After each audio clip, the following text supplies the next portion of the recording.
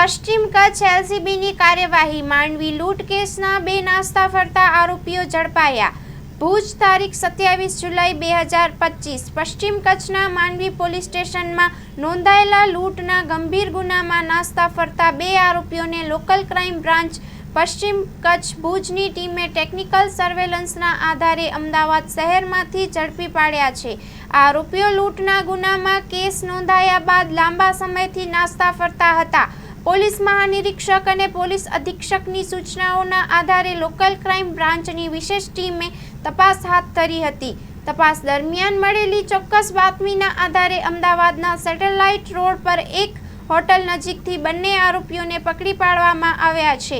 આરોપીઓ સામે ભારતીય ન્યાય સંહિતા 2023ની કલમ 309(4) અને 61(2) હેઠળ માંડવી પોલીસ સ્ટેશનમાં ગુનાનો દાખલ છે। પૂછપરછ દરમિયાન આરોપીઓએ ગુનામાં સંડોવણીની કબૂલાત આપતા બંને કાયદેસરની કાર્યવાહી દ્વારા માંડવી પોલીસ સ્ટેશને સોંપવામાં આવ્યા છે। પશ્ચિમ કચ્છ એલસીબીની સમયસૂચક અને કુશળ કામગીરીના પરિણામે જિલ્લામાં નાસ્તા ફરતા આરોપીઓ ઝડપાઈ રહ્યા છે, જે ભવિષ્યમાં ગુનાઓ ઉપર અંકુશ લાવવામાં મહત્વની ભૂમિકા ભજવશે। Story report by Kiran Gori, Bhuj.